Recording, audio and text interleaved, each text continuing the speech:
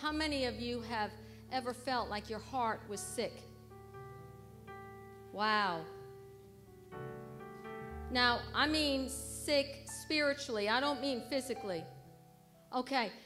If that is you, you need to come on down, because that's a word from the Lord. God wants to heal our hearts. And as they continue to sing, as you continue to do worship, God wants to heal our hearts. He wants to heal our hearts.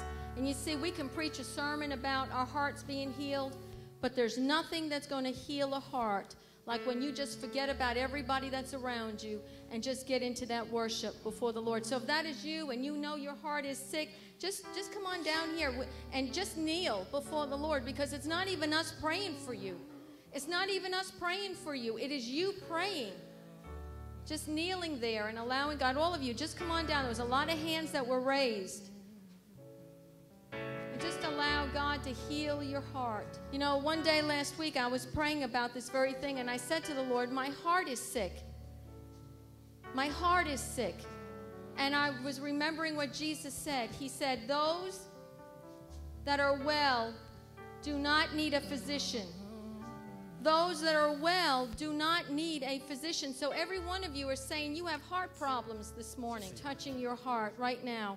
There's several of you already beginning to experience a wave just coming over you. And what it is God is breaking up the hardness of your heart. He's just breaking it up. He's making it where it's pliable again. Just taking away that hardness. I want you to think about what caused your heart to become sick. What was that thing that attacked your heart, that caused your heart to change and become sick? I know what happened to me, but all of us need to just think about it for a second. Just think about what happened in your life. What happened that made your heart become sick? And then when you identify it, you bring that before the Lord and you say, Lord, this is the very thing that the enemy used to cause my heart to become sick. When you can recognize the thing that caused your heart to become sick, it might have been years ago. It might have been months ago. It might have been just the other day. But you noticed a change in your walk with the Lord, and you noticed that you weren't just as hot you used to be with the Lord, that you've grown, you've done all the spiritual things that you're supposed to, but something has been missing. And that is because the heart had an illness. You know, Jesus lives where? The Spirit of God lives where? In our heart. And if our heart is sick, what happens to us? What will happen to us? We will die. Spiritually, we will die because our heart is not whole. Out of the heart, the issues of our heart, our mouth speaks. And when the heart is sick, things come out of our mouths. Disappointments, betrayals, broken promises,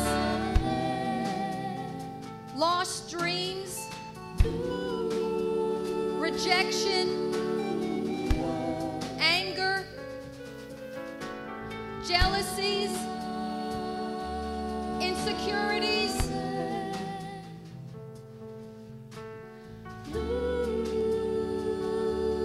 thinking that you're not good enough. What is it that made your heart sick? What circumstance caused it? Now remember, if that heart of yours gets healed and you don't continue to walk out your walk with the Lord, guess what's going to happen to you? You're going to be worse than you are now. Everybody understand that? This little thing, to you and I, it's big, but to God, it's a little thing. You understand that? So you see, the enemy knows there's a call on us. He knows that. And if he can get us sick as a church, we can sing pretty, we can have moments of breakthroughs, but it won't last. Because the issue is in here. It's right here. And the devil will wait and watch us and wait and watch us for that one thing that he can have entrance in. That one thing. And once he gets it, it's like a hook. And he just attaches our flesh and pulls our flesh and makes us respond in the flesh. How many know what I'm talking about?